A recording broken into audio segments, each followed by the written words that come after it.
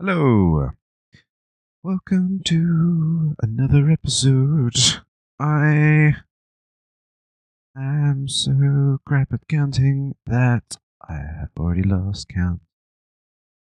Maybe this is.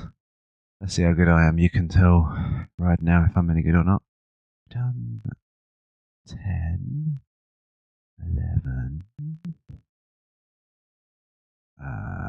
12, 13. This is 14.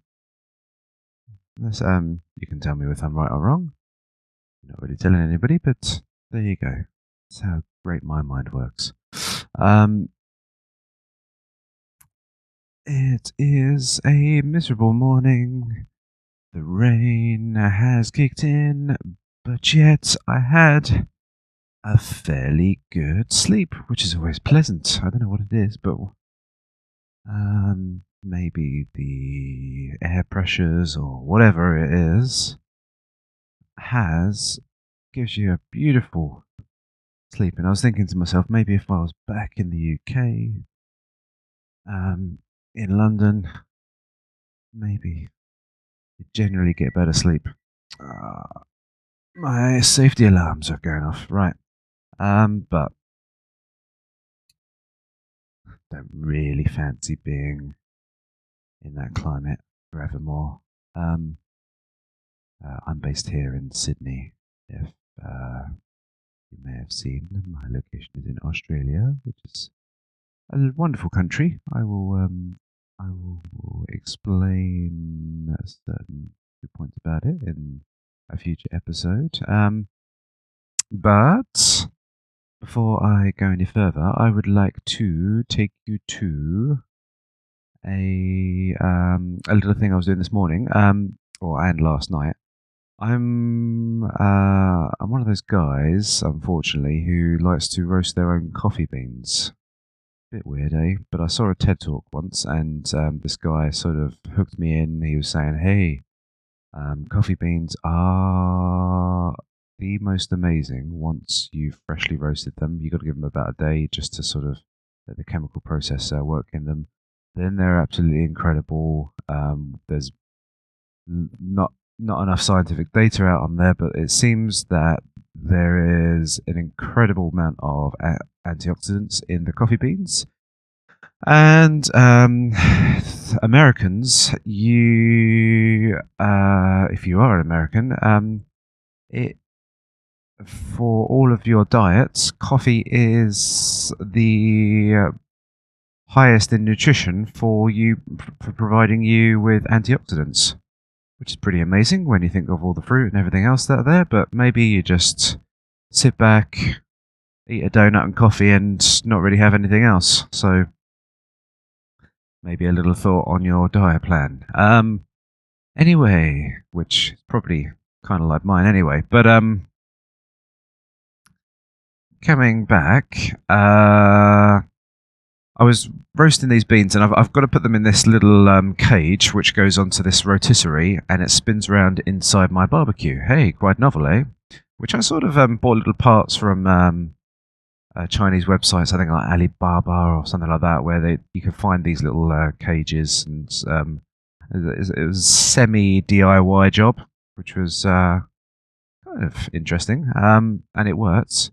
But what I chose to do, the actual cage isn't incredibly big. I don't know how to describe it. It's about 1.5 hands in length, and sort of like a slightly spanned out fingered hand in width, if that makes any sense to you. And I just think that I've got a fairly largish hand for a man. So if that makes any sense to you, that's the size it is.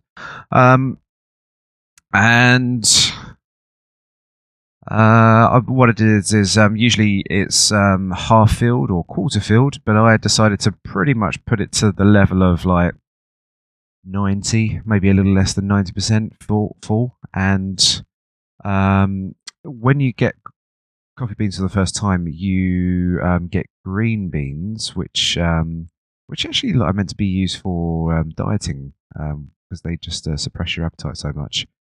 But they're solid little things, and they expand once you heat them and go dark and look like a general coffee bean that you see in the shops or a coffee shop. And in that process where I was cooking them, because they were so packed and tight inside, even though I cooked them for a fairly long time, maybe something like half an hour, and if you've got a small batch, you only need about 15 minutes.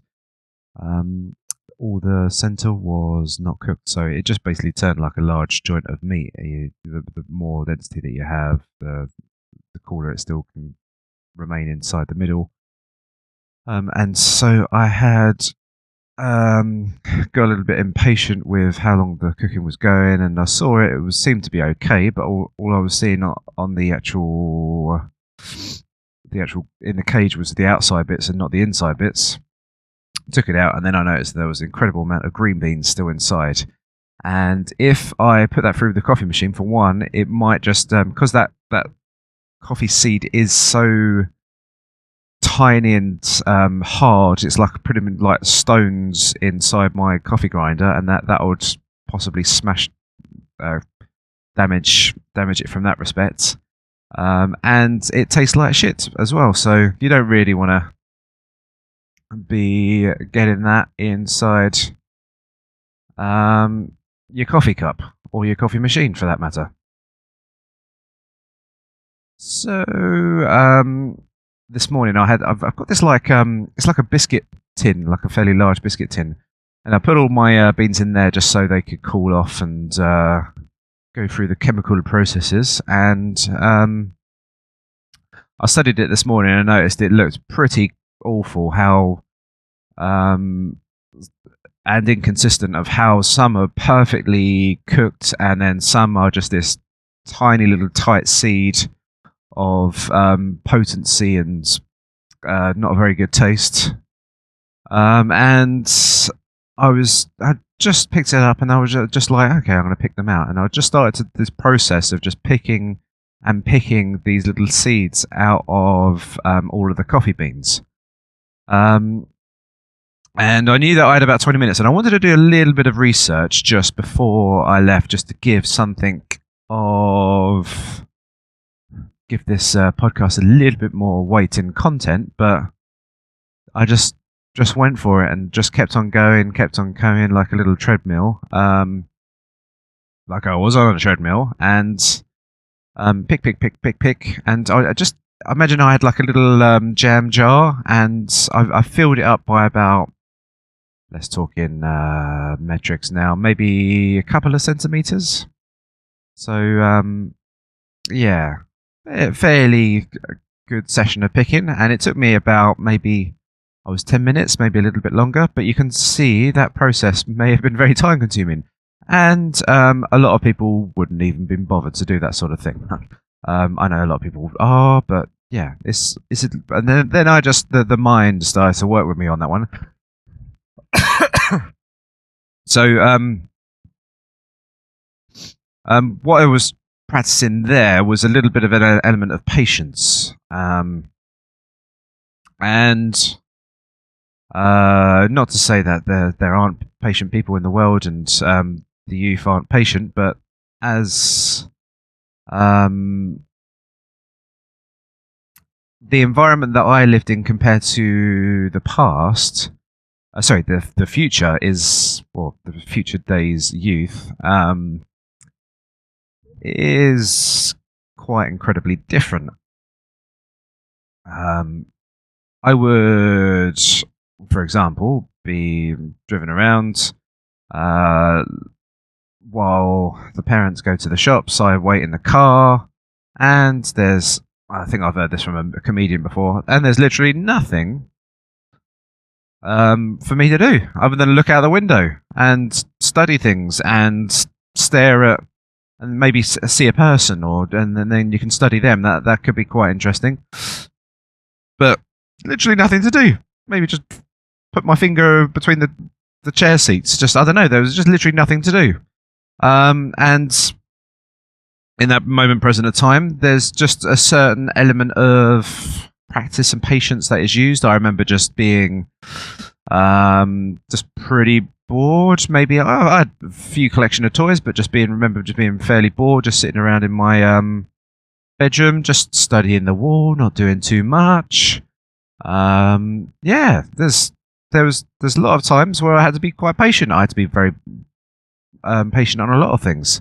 But nowadays, since I've got iPhones and I can just iPads and just normal tablets, things like that, you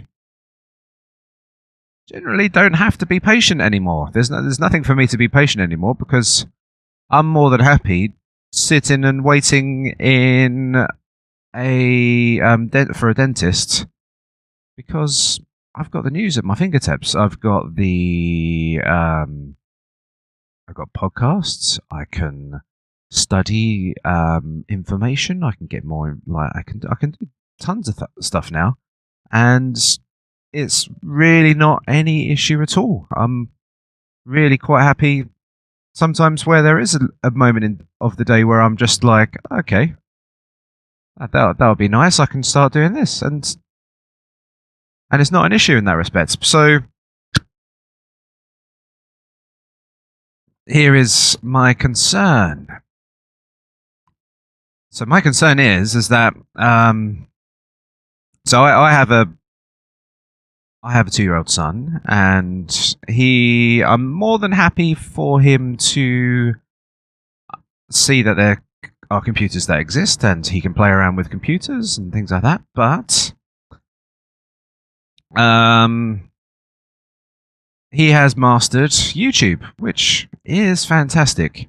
But he now I don't really maybe you can put forward advice on this subject matter, but he loves the Wiggles. He is quite obsessed by them.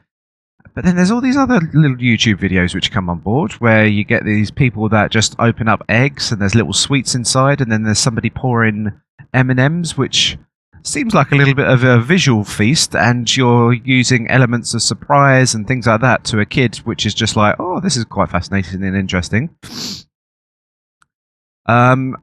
I guess when we were kids, and my generation, which is like born in the early 80s, you've got a perspective where we would just watch a TV channel. So we would be used to having certain TV programs on. There would be a certain element of relation when we come into the school, and we'll talk about something like the Thundercats or something like that when we came into school. So you would have a little bit of a conversation based upon those items. However, that doesn't exist now. You can have anything on demand. I guess you do get videos which come out the best, but they're all very short snippet videos. There's nothing where you would sit down and you'd watch for a long time. I guess there's the big movies which are released by Disney and like other production studios, but that doesn't really come around as often as the day-to-day ins and outs of things. So yeah, there's something happening there, and I'm getting to the point where I'm just thinking, okay, well, I don't really use that tablet anyway. I know I use my phone in a ridiculous amount of time, but I don't use that tablet, and I'm thinking about even almost getting to a stage of just taking it out of the family home and not using it. However, in situations like that and restrictions for my son, he's going to find something else to do with that time, and he's obviously going to just pick TV next. So he's going to have the TV on, and he definitely does like the channels. Like them still, you can still find the Wiggles on TV as well. So it's not like he's stuck. But then there isn't the interactive element of him deciding on what he wants. Now, does that interactive element of having things on demand improve things? Because now he hasn't got that element of patience anymore, in sense of waiting for the next episode of a TV show now. So he gets that straight away. So it's interesting in that respect. What my plan would be and my theory would be is there's definitely no harm in my son learning and playing with computers, but it's the right type of interaction with computers, which is going to be the most important. That was a horribly low gear. And with that, I would say that if you think of the people that have been the most successful in the world in today's modern era, it's going to be the developers, the computer developers, the people that create the highest amount of efficiency for the world. They have an ability to extract beautiful amounts of wealth. Now,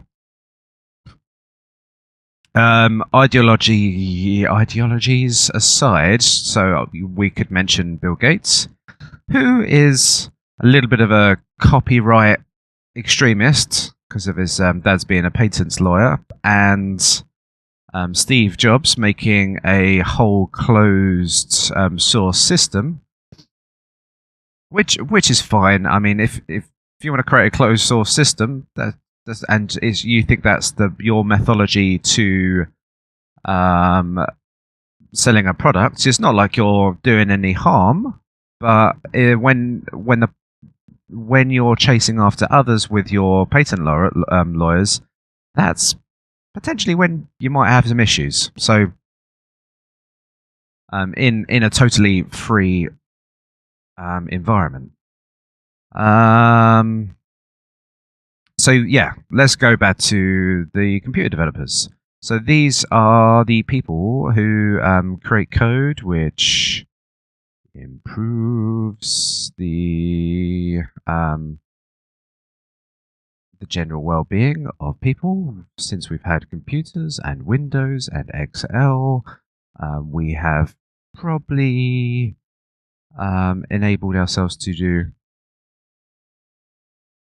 a gigantic amount of work, and it's like we've got triple or maybe triple the amount of workforce that we would have before in the past, where we would have to do it manually and sit there with a pen and paper and calculate sums. Now it's a lot more faster, speedier, all those things. The efficiencies is amazing.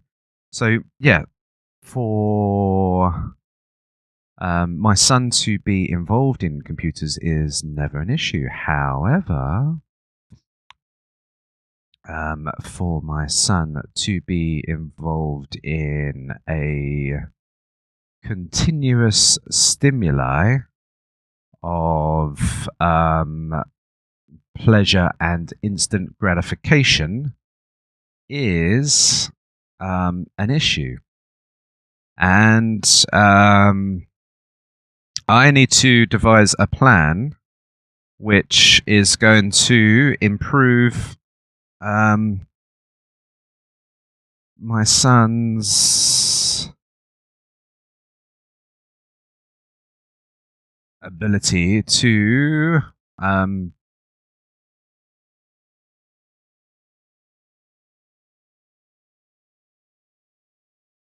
be patient, study, learn, fail on an epic level, continuously fail, get frustrated with himself, fail again, and then all of a sudden crack it, eureka. That's the environment I want to create. So some strategies go that you give yourself a certain amount of power, and then once the power goes off, then that's that. But then you're just enticing the child to just sort of stuff and cram sweets into their mouth. So if I say, look, the sweet cupboard is open now for you to go wild as you can, so you're going to consume as many cakes and sweets as you possibly can at that moment of time, and then you're going to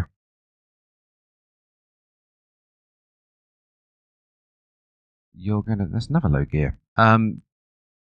Then you're just gonna stodge out, and then you're gonna and then the window's shut, and it's over and done with. So, um, as that theory goes, it's fairly okay, but it's not necessarily helping the child at all. So, what's the next strategy?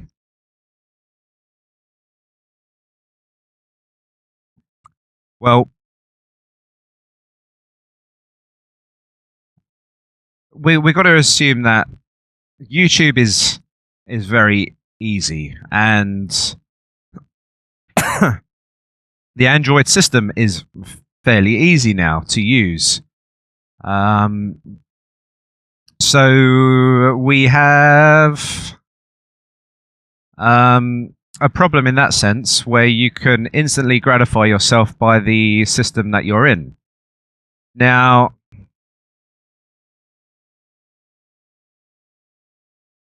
that's a little issue. Now, I'm just trying to think in a reflective. So let's think from a young person's perspective. They just want to enjoy themselves, have fun. However, long-term wise, they would like to have the tools to succeed in life in the future. So you're just sort of counterbalancing those things. You cannot necessarily apply force to the situation. I can't start to use my power and might and authority over my son in that situation because it's totally unfair in a moral principle to just use my power over something over somebody, especially to a child where they do not have any reasoning or any other capacity to challenge me on anything. So it's not really fair for me to start to use the use of force. So we're stuck on that bit. But one thing I can do is be consistent with my ways to their ways. So if I choose to watch TV and say that my son shouldn't watch any iPads, then that is being immoral. Because I am doing one thing for myself whilst not allowing the other person to do something for themselves. So we have an issue here. So let's look at fairness. Now, the one way and one fair way to be dealt with a situation would be to have a blackout time, switching off the TVs or electronic equipment, and which I do, and I thoroughly recommend it. It is an amazing thing to do, and spend time playing with toys, with the sun, and doing all sort of interactive things. That is amazing in that sense, and it's probably the most pleasure that you can get.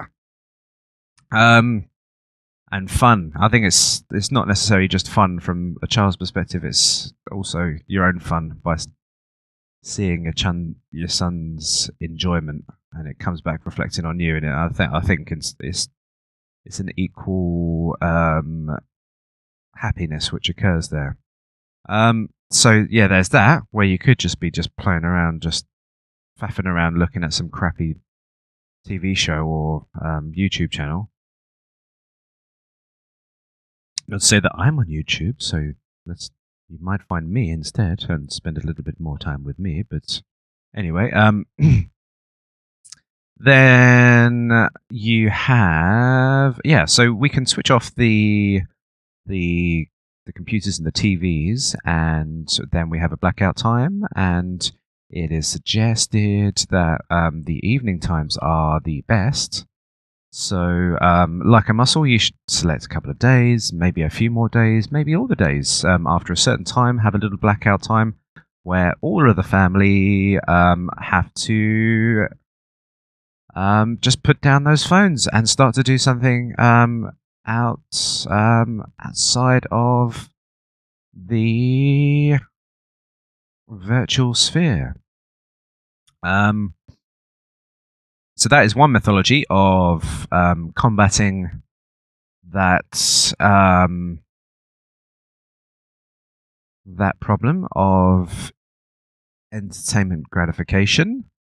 Say, look, I guess you do get, like, you've got kids that have toys, all the toys that they could ever want, and all of those toys that lead them to be a little bit more unsatisfied. And say if you just gave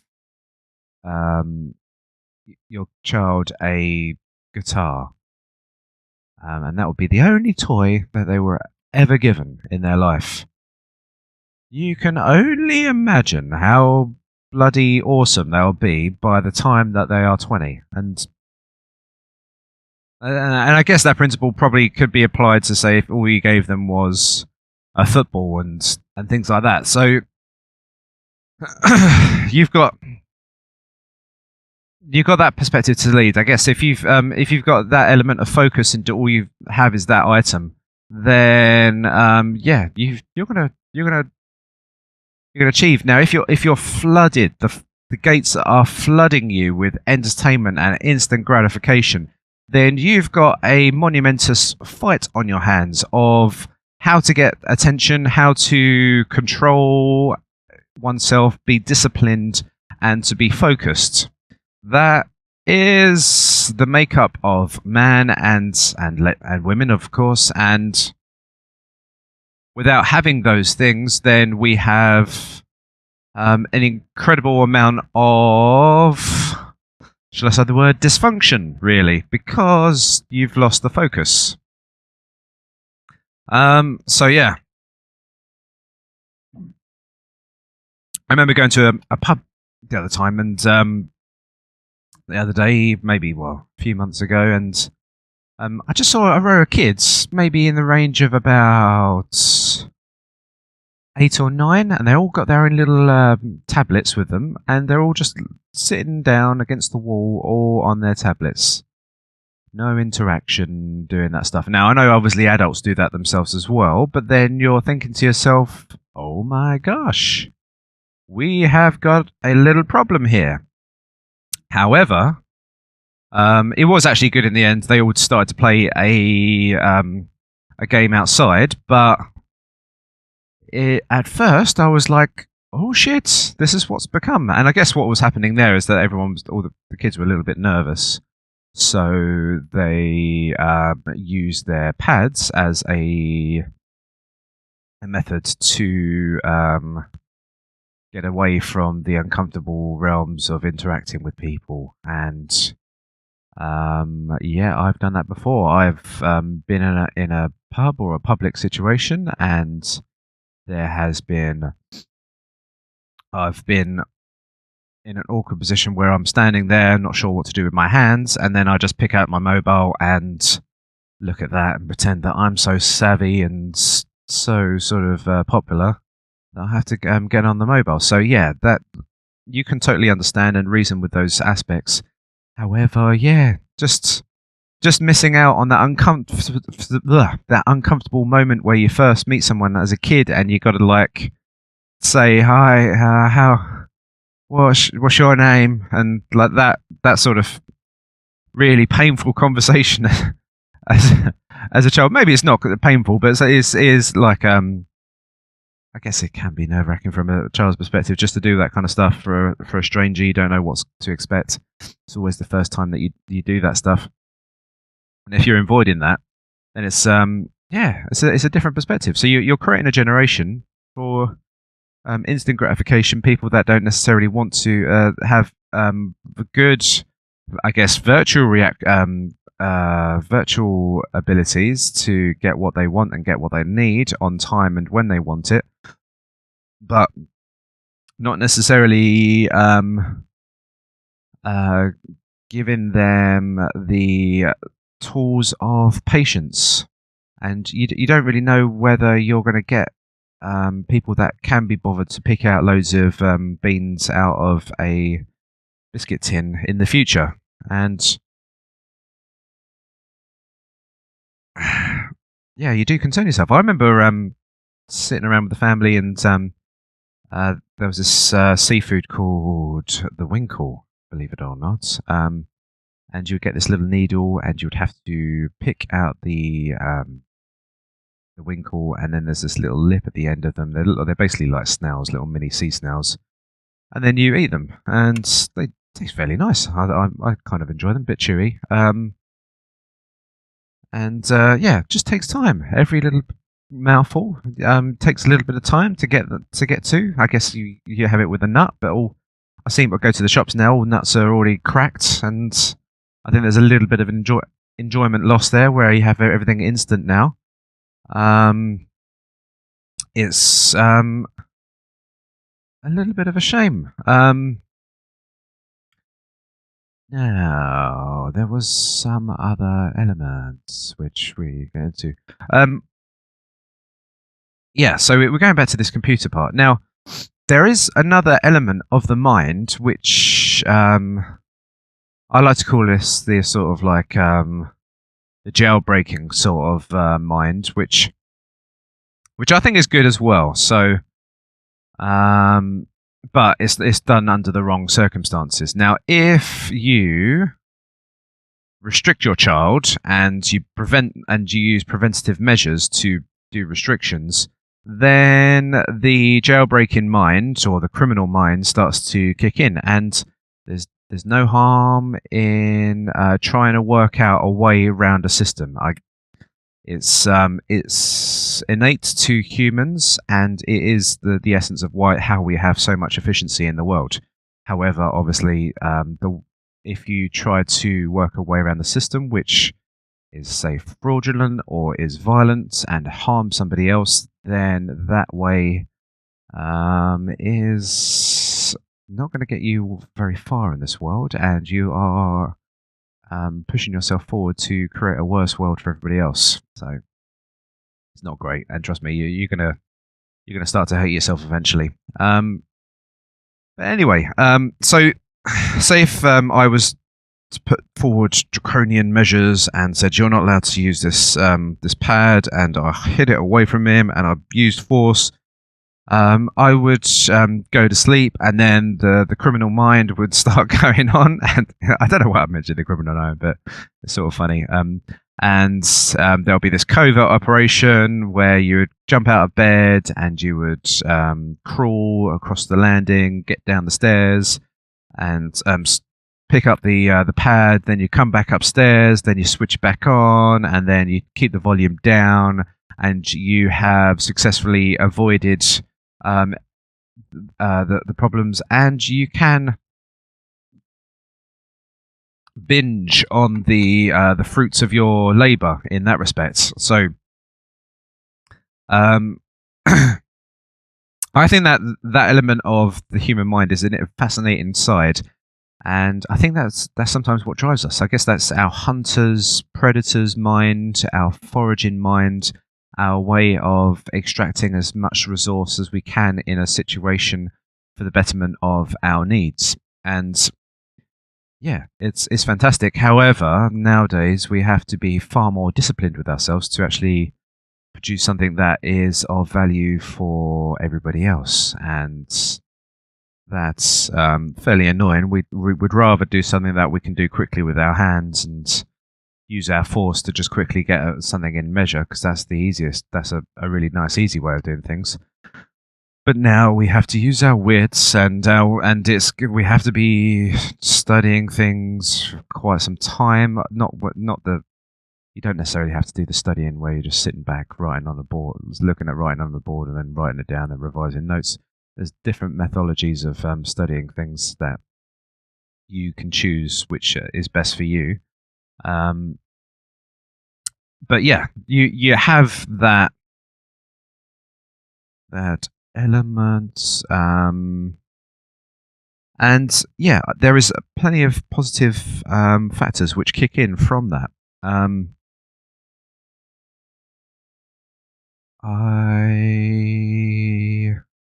Let's go back to so going back to the iPad. So I need to work out a different method of doing this, and maybe the method is just to put and install a hard operating system onto the onto the pad and just letting him try and work that out and just go right, okay, and just let him tap fingers and gradually get somewhere to get to a point where he can I don't know, just work out the attributes of a computer. If you'd like, a pad's very easy. You tap in buttons and stroking things from side to side, and you instantly get the something which would open. In the past, I'll be used to opening MS DOS and then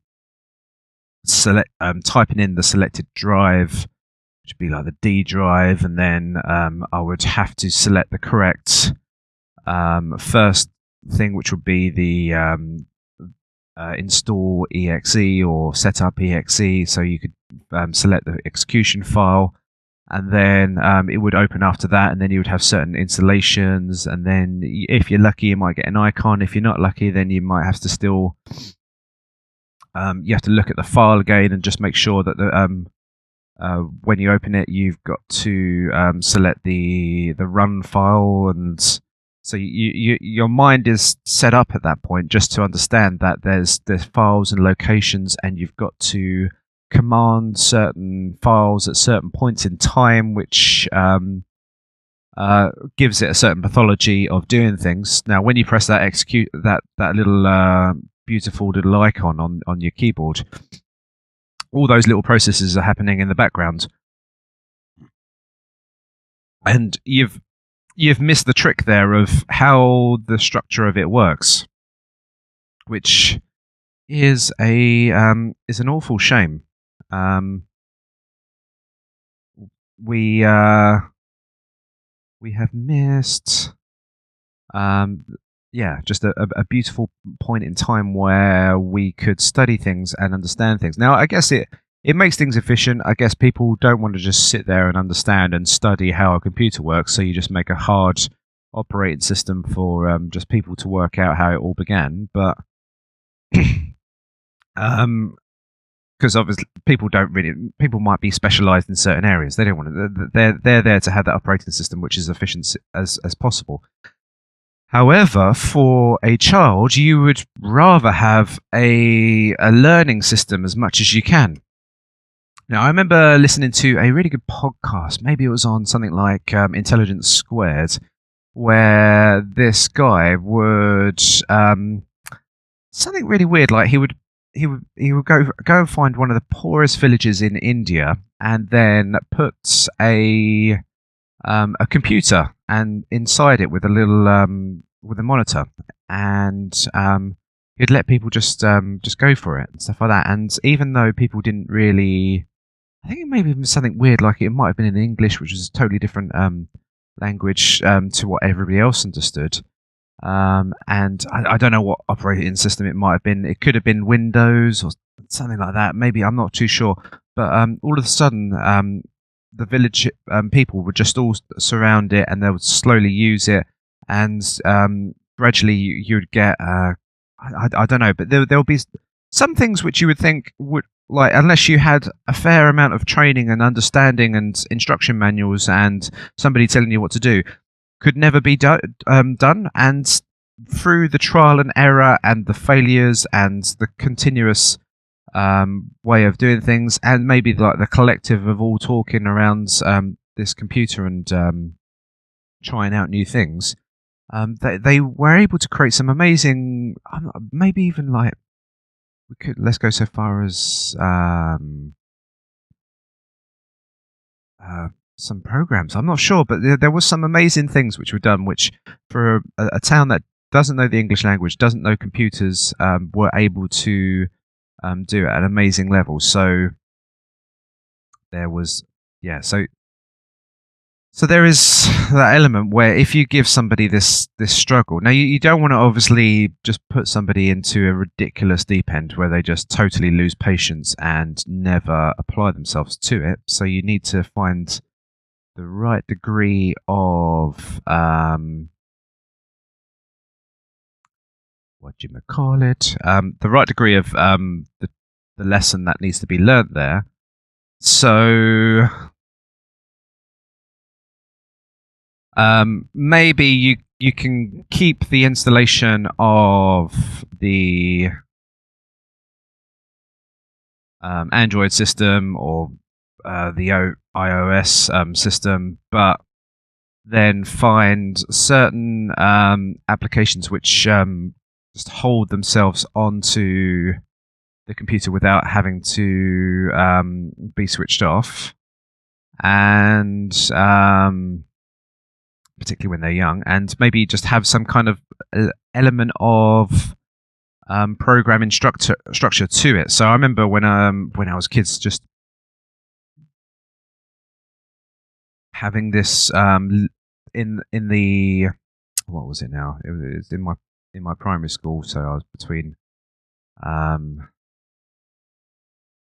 up to 11 years of age. Not sure exactly which age, maybe about 5 to 11, somewhere around that range. So at some point, bloody loud. They had this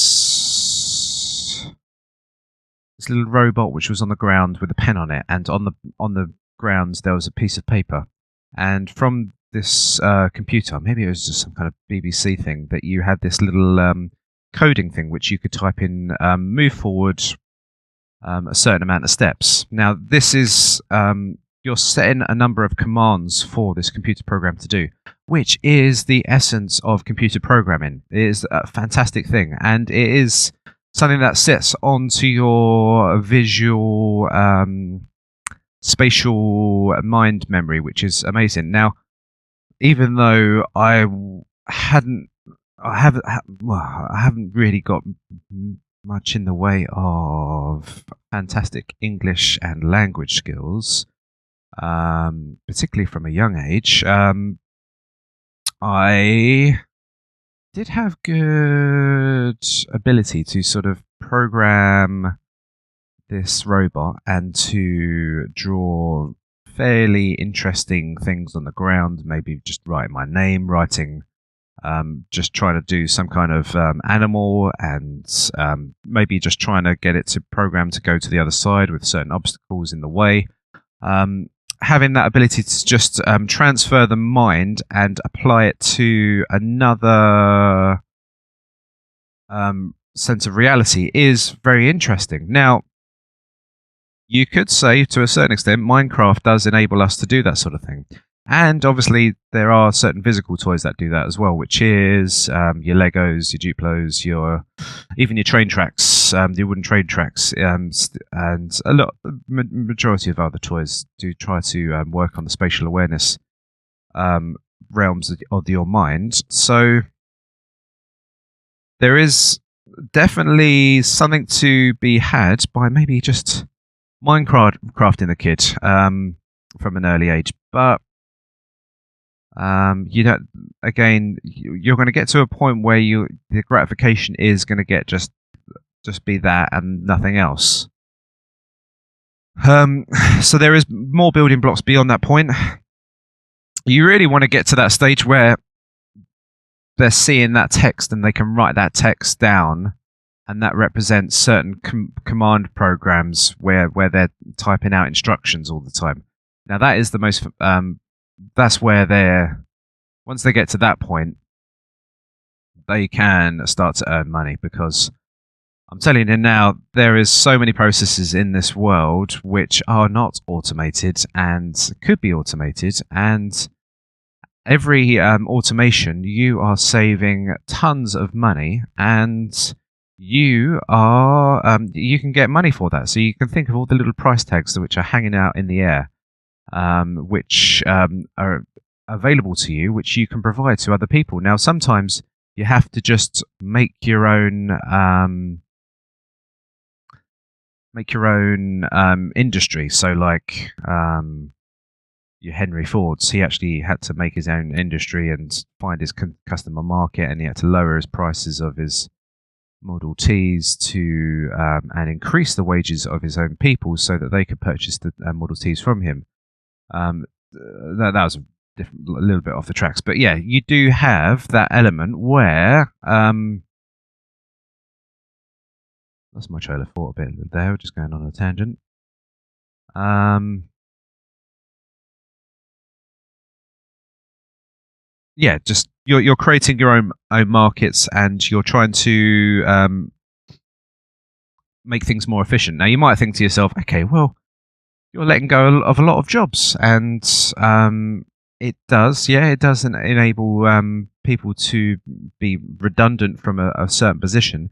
However, that company now has excess capacity of money where it can improve on product design, it can improve on customer service, and that in essence you would hope and think, and maybe it just gives money back to the shareholders, but that money gets reinvested, and then that gives us the capacity to do more things which are innate to humans rather than an automated system. So now we have released ourselves from picking up, being in the farm fields and stuff like that, and now we are releasing ourselves from doing very manual copy and pastes to a spreadsheet, and now we're doing something that is highly innate to humans, maybe customer service, maybe sales, maybe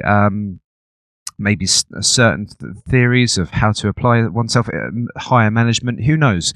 We now have that excess capacity where we can reapply it, we can redesign new products, and we don't necessarily have to have those ridiculously mundane jobs which we're just like looking at the clock waiting for, to leave at certain points in the day.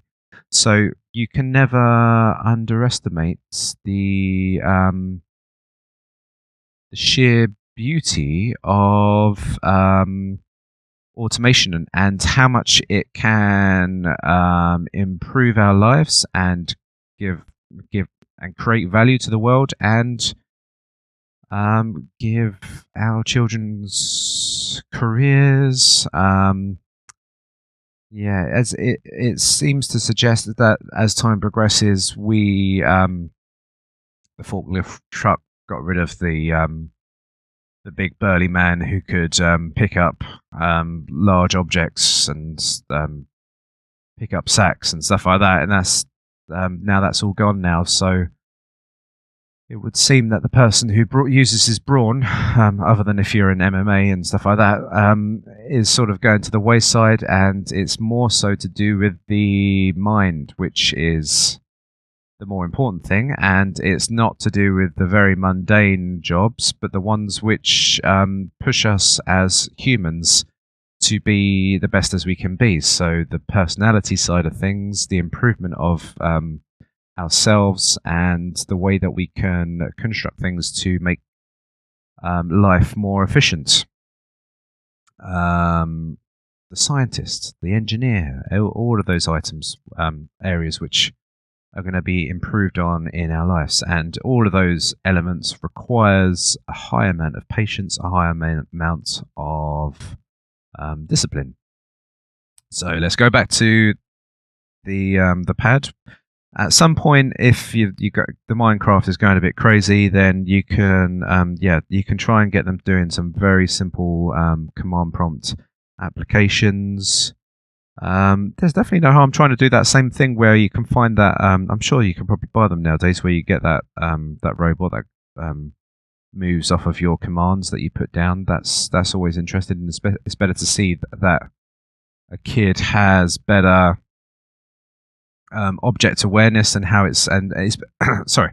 It's better to have kids play with things in their hands, I've heard, rather than play with things in a virtual sense, because you need to have sometimes you need to have a multiple sensory of what is going on. So when a child a baby goes around and then puts things in their mouth and they touch it with their tongue, they're getting a good sensory perception of that object.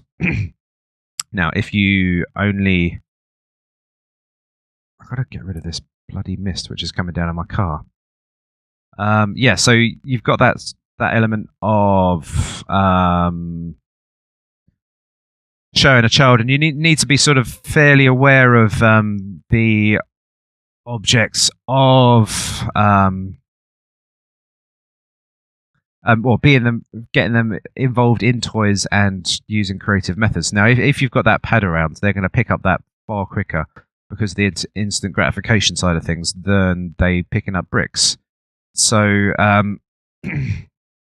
yeah, you've got to be concerned of that and be wary of that. So, because remember, it's got that light that reflects back into the eyes, and you're using no energy as well. It's beautiful in that respect. You sit back, you use no energy, and what are you going to do? You're going to be playing on those pad things because it's far easier than you just sitting laying on the hard ground. You can just sit on a nice sofa and relax, and hey presto, you're having a great time. Yeah, I can't demist for the life of me. I cannot demist my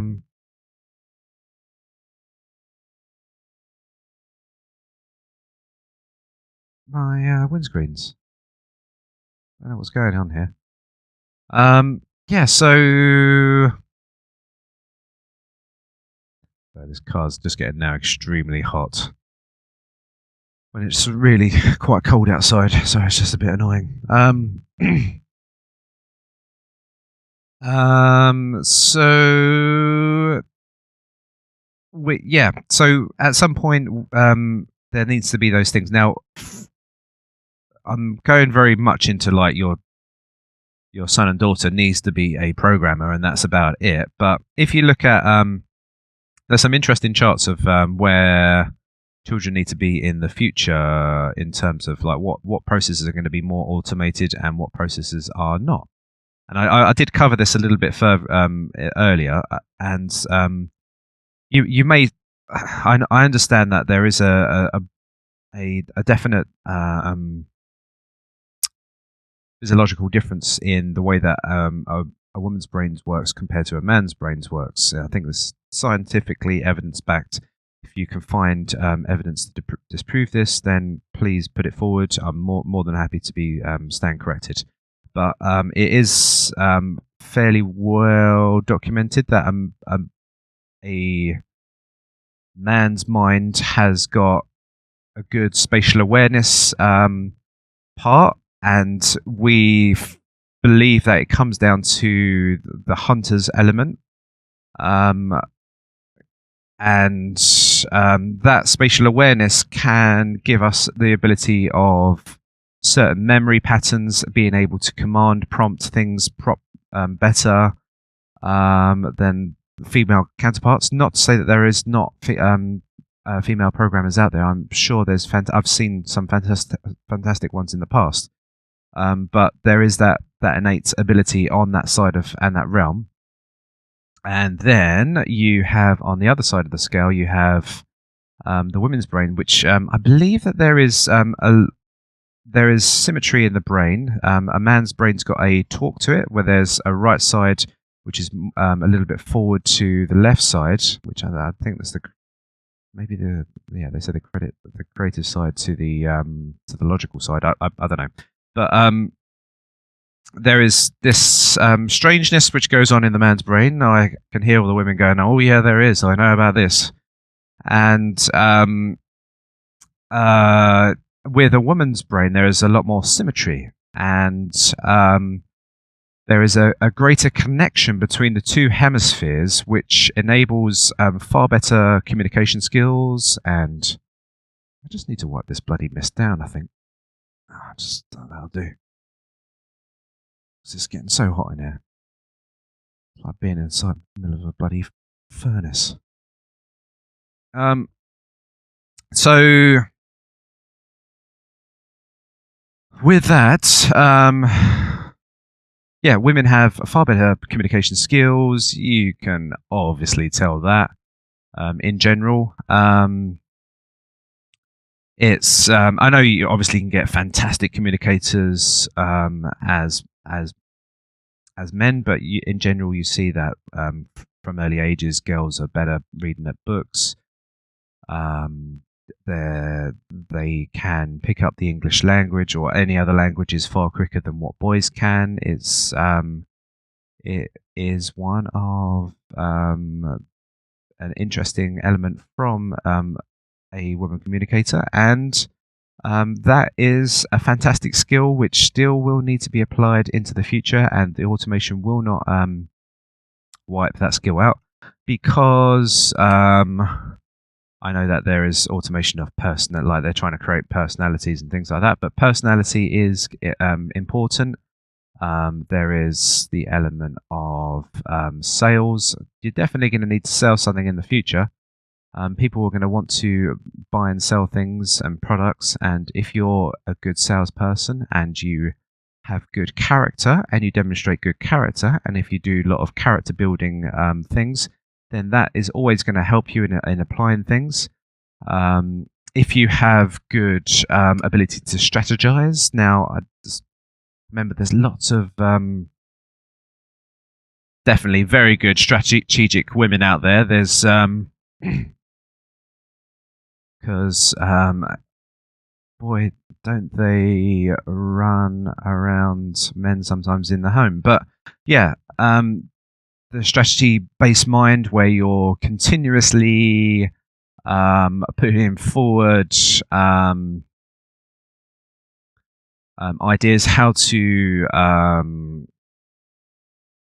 well, generally the state of a manager will be always trying to make a process more efficient, automating things. If they've got a couple of processes that are doing the same thing in different departments, you want to merge.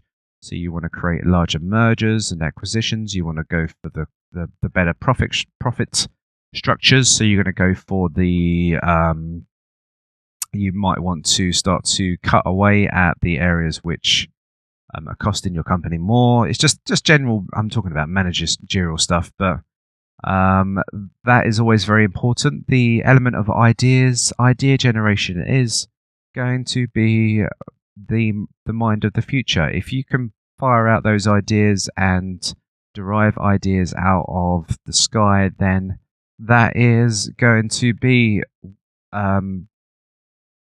is always going to always going to be money in that.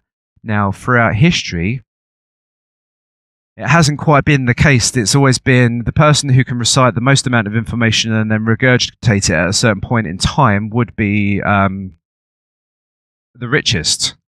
Now, since we've got ourselves to a state where information is on our fingertips, and if you can find factually based information, it's even better. Then the requirement, as long as you've got a fairly good amount of comprehension and in the moment learning capacity, you do not really require this humongous structure of information and different parts and bits and bobs here, there, and everywhere. But you just need to know how to search for information, and then, therefore, it's the deriving of ideas, the putting the jotting the dots together, and then generating an idea and say, well, maybe this is a good idea of a new product line that we can introduce. Then, yeah, the personality never dies. It seems that the personality is one of the most important things. And it is interesting how when men and women are courting, a man always proposes and a woman chooses and disposes, I guess. And personality and the ability to come forward to somebody and be fairly confident and be very approachable and show plenty of the attributes of virtue is always going to be important and is structurally binded to us in our own genetics itself.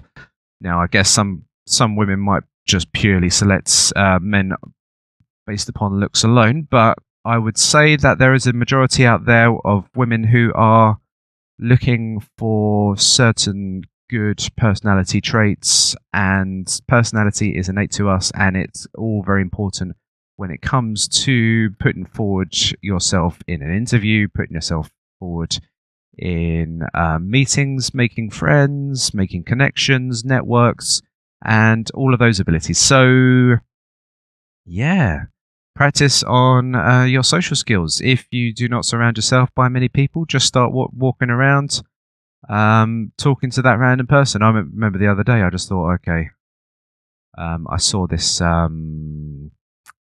this strange thing on the in the gym. It's basically this trough, this the structure which is standing on like skis, and it's got weights on it, and you basically just put your hands on it and push it along. But I wasn't sure what the hell you do with it in the first place, so I asked this big burly man who didn't look very approachable. But once you ask somebody, and especially when you ask somebody for help, they're like, "Oh yeah, this is what happens. You do this, and you can do these moves and stuff like that." He couldn't help me more if he tried, and definitely. I think when you ask somebody a question, people love it. People like to be asked questions. People sometimes struggle on the top of their heads because they never really get asked questions that often. But in the terms of going forward and talking to people and just practicing the muscle of being approachable is very important for the future and going to be important for your kids. So if your kids are just stuck down, sitting on the ground, talking to each other on a virtual sense, then you're gonna struggle there. Maybe you need to send your kids round to old people's homes because at least they didn't have that element of just pure computers in their lives all the time. And you do get that feeling when you do speak and meet to elderly people. They are far more switched on when it comes to having conversations. They can fire out a conversation out of left, right, and centre. How you doing? What you been up to? I remember going back. When I was very young, randoms would talk to each other on trains, and that concept that probably just doesn't even compute now. It's like, what? You'd speak to somebody else on the train, and I guess it comes back to the old sense, is that there wasn't that much of an interesting thing to do in those days. So, say if you met somebody which you come by at some point, you're going to have a little chat to them, aren't you? Because it's just you're bored senseless by just looking at a chair. And if the only eventful thing that you're going to do that day is just go from one place to another and not meet a lot of people, then you're going to say, "Hey, how you doing? How's the trip?" and stuff like that. And I guess you do get that sort of little bit of something happening, maybe with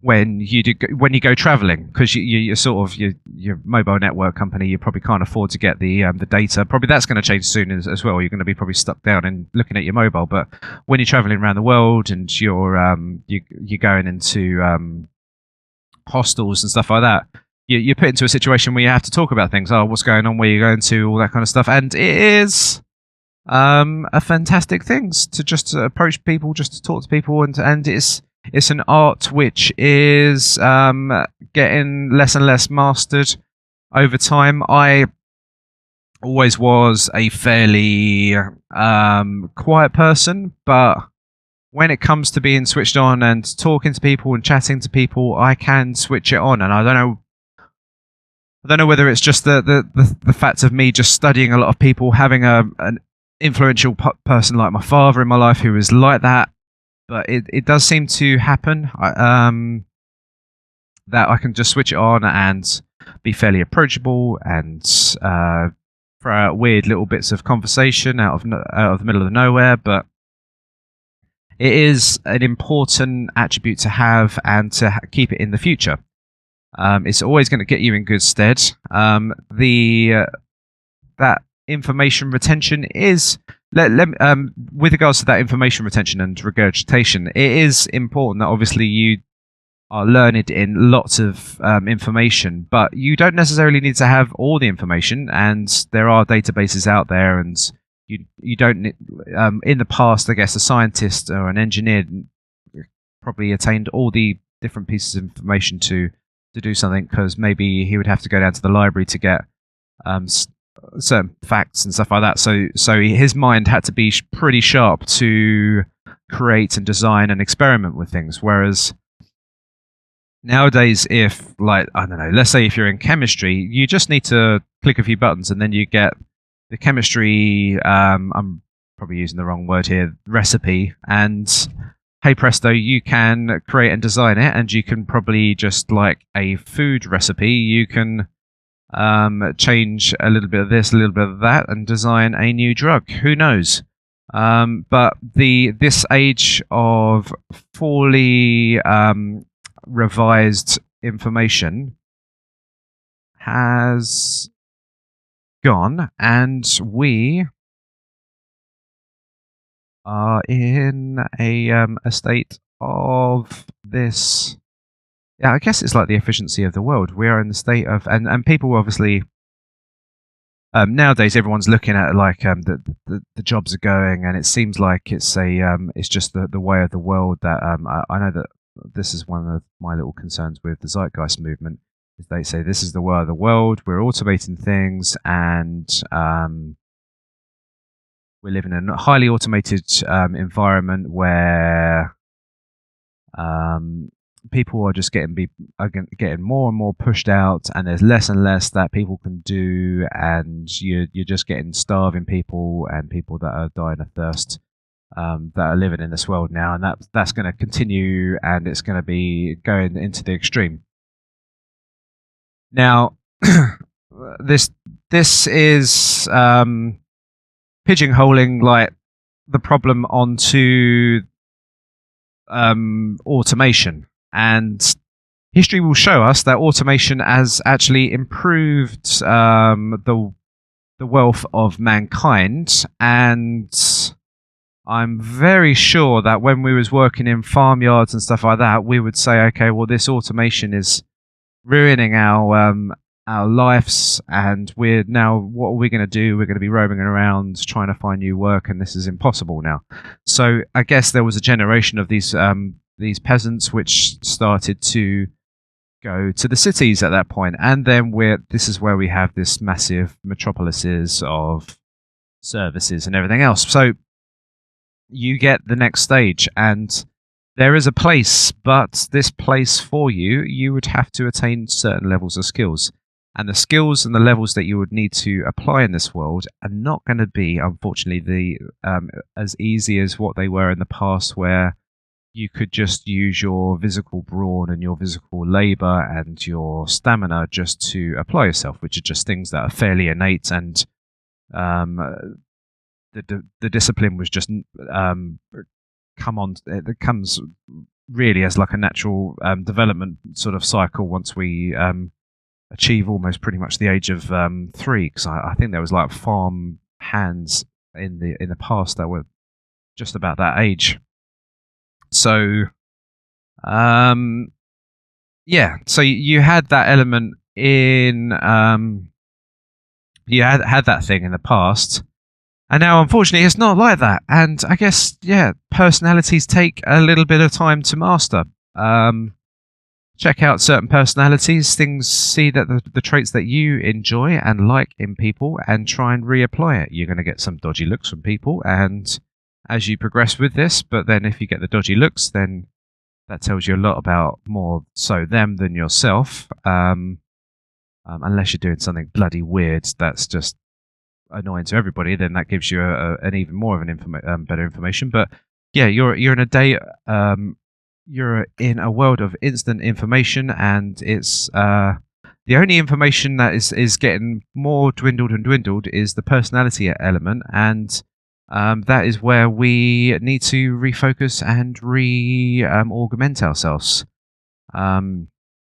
We may have fantastic virtual personalities. I'm probably the worst virtual person to start minglings and chats, but I'm fairly okay in meeting people in person. So yeah, that's something that we need to refocus on our children, and to get them to be reapplied, to apply on a certain level of patience, discipline, and virtue, which we need to spread into the world. There is, unfortunately, that pain and anguish that we need to get our children to do these things, and they don't really want to do these things, and it's so much easier to get the iPads, get the YouTubes going, play the music videos, and I love that stuff as much as they do. But we, as good parents, need to be disciplined in ourselves so that we can teach discipline in our children. And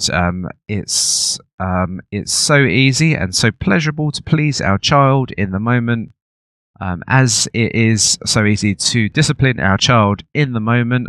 Yeah, the longest way that we can, and the best way that we can do things, is to take our time, um, be who we want to be in our child. So we have to demonstrate in our own leadership what the disciplines that we want to see in our child, and then we need to apply it, and we need to be better than them if that's ever going to happen, and if that improvement is ever going to materialize. So yeah, be pain in the moment versus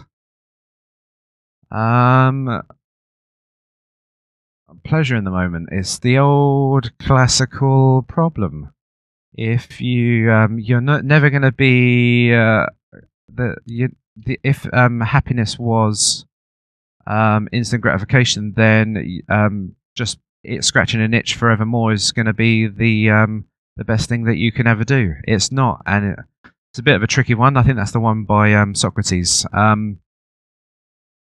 It's it's not, unfortunately. It's life lessons and pain and anguish and struggles and discipline and self-sacrifice. It's all that shit that you'd rather forget about and leave for another day. And the exercise of oneself and the gradual exercise is the best. And the little speaking of the mind going, you can leave it for a day. You don't need to do it today. We can do it another time. You're getting a bit tired. You might as well just leave it for this point. And that is your enemy.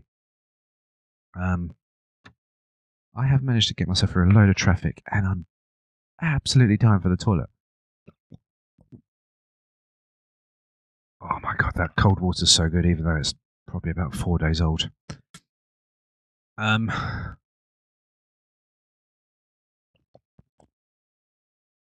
It's nice and cool on my throat.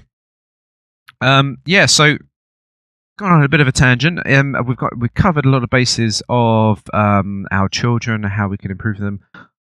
I'm pointing out just one aspect to a child, and it's one of those tricky things of understanding how to not give our children too much gratification in the moment, and to make them a little bit more disciplined of themselves.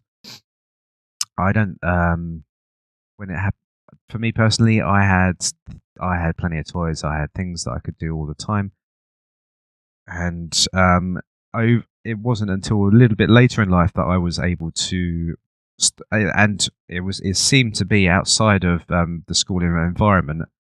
I could actually pursue certain disciplines. It was actually inside the school environment. It was just didn't really work for me in any way, shape, or form, because I was put into environments where I was competing against people that have probably better abilities at things that I weren't really good at in the first place. So if I was trying to read a book, which I still struggle on still nowadays to a certain, well, reading out aloud. I can read things, but just reading out loud is, I guess, is the a little bit, it's the nerve thing that kicks in, and it probably reminds me of being in school as a kid. But that kind of stuff never really flourished with me. It was only a little bit later that in life that I was able to be more learned and study things and take things at my own time, and be amazed at how quickly and be amazed how it's the failure element which is the most important element, and that ability, that innate ability just to push yourself forward and go, right, sod this is annoying, and then just walking away, and then that thing in your mind going, I'm not going to be beaten, I'm not going to be backed down by this bloody problem. I'm going to try this other idea, and your mind spreads and tries to work out a different way. What I say, like the criminal mind tries to work out a different way of cracking the lock. And that is innate to us, and it is a beautiful thing if we can obviously use it in the terms of virtue and not non-violence to other people. It is the beautiful thing in life, and um, oh, it's great having a stretch. It should be mastered and taught to our children as early as possible. Discipline. And when I say discipline, I'm not talking about you must go do your homework and do this and stuff like that, but just to sit with the child and say, yeah, it didn't work. How can we try it a different way now? That's a good thing. We've learned a fantastic thing here. What can we do else now? How can we study this situation in a different light? The how we approach our failures is going to be the most beautiful thing that we can do with our children, and unfortunately it does take a bloody lot of time to do that. And I do worry and I do struggle that sometimes the schooling environment is not going to provide that for us, especially as economies get worse and worse, and there's less money, and all of that crap that happens in the schooling system. So yeah, just be very wary of that. I always, and I think I'm pretty much on the nose here. Is that as the kids are sort of just like the pawns in the whole situation when it comes to giving themselves abilities and disciplines, and giving them the things where they can produce value in the future, and have a lives for themselves. And it all comes down to the parents. It's never really like up to the child. I mean, I guess you do get rare circumstances where you get the child from the poor background with the parent that doesn't really want to. You may get this with the parent that's not interested in their child and not interested in their them learning disciplines and things like that. So you may get that, and a child is naturally gifted with certain certain levels of intelligence. However, I think the very gifted ones at the start, if they haven't learned the discipline, then they're going to get nowhere eventually. They're stuck. They're going to be trapped in a mind where they're going, okay, well, I thought I was intelligent, but maybe I'm not. And be stuck in this world where they're very annoyed, pissed off, and never really did anything in their life of any value, and wondered why the fuck did that happen to them. So yeah, the way that we teach our children and learn them how to be disciplined is with themselves, not you disciplining your child, is going to be the most important thing. Well, I keep on saying the most important thing. It is the most loving thing that you can do for your child. One of the most loving things that you can do for your child, but it's painful in the moment, and you would rather do a lot of your own things, spend your own time doing your own things, having fun with your child, which is quite good. But you need to push that little realm of your own mind, and rather than just going to watch a movie with your kid, try and think of how we can have fun together with an element of learning at the same time. And in this lesson, we can learn something about discipline in ourselves. Oh, shit. Sorry for swearing. I think I shouldn't teach you how to swear when I'm talking about training children. Shouldn't become accustomed to that kind of language. It's a whole massive vocabulary of beautiful amounts of words, and you can use foreign words as well, and you don't need to stoop down to that level. There is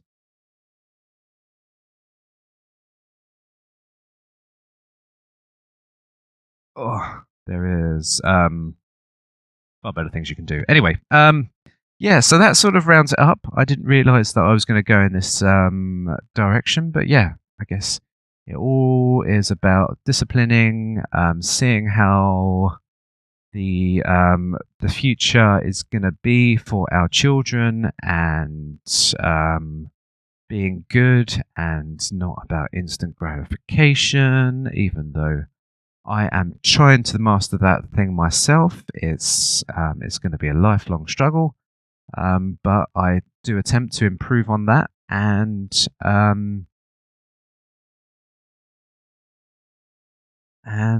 yeah, and if anything, you can try to do it to your child. But the problem is that you need to be the change that your child is or becomes, and it all comes down to you.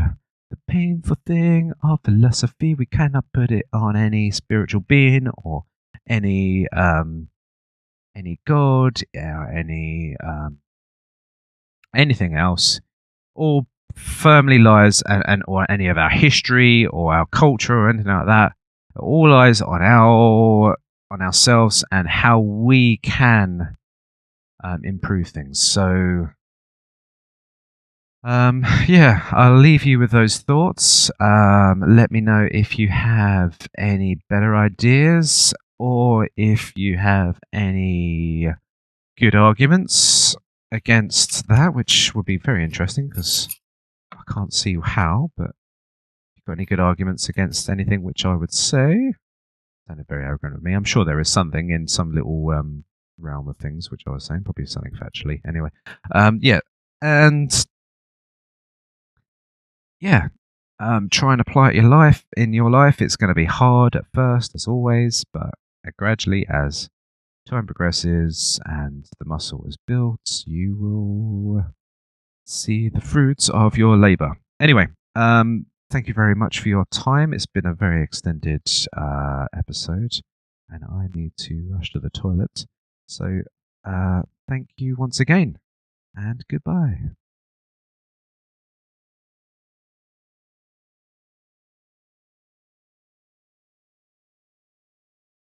Why are you not switching off?